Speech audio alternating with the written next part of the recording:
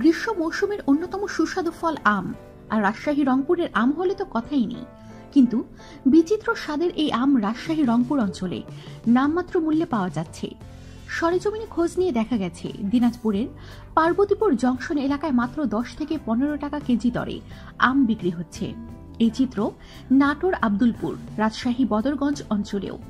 Abdulpur junction এলাকায় 10 থেকে 20 টাকা কেজি দরে ফজলি থেকে মিশরি ভোগ আম পাওয়া যাচ্ছে।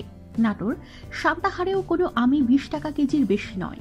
পার্বতীপুর বড় রেল জংশন হওয়ায় এর আশেপাশে গড়ে উঠেছে বড় আমের বাজার, তাই সব ধরনের আমই এখানে পাওয়া যায়। এই জংশন এলাকায় মিশরি ভোগ, ল্যাংড়া, হাড়িভাঙা আম 10 থেকে 15 টাকা কেজি দরে বিক্রি হচ্ছে। আম বিক্রেতা হান্নান জানান, এবার সারা দেশেই নাকি আমের মূল্যের এমনই চিত্র। এর কারণ হিসেবে তিনি আমের বেশি উৎপাদনকে উল্লেখ করে।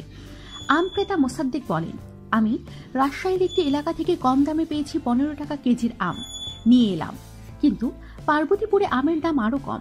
আম ক্রেতা সুমন জানান, কদিন আগেই হাবড়ায় 5 টাকা কেজি দরেও আম কিনেছি আমি। আমের কম দামের কারণে বিক্রেতারা সন্তুষ্ট নন, বেশ ভালোভাবে সন্তুষ্ট ক্রেতারা।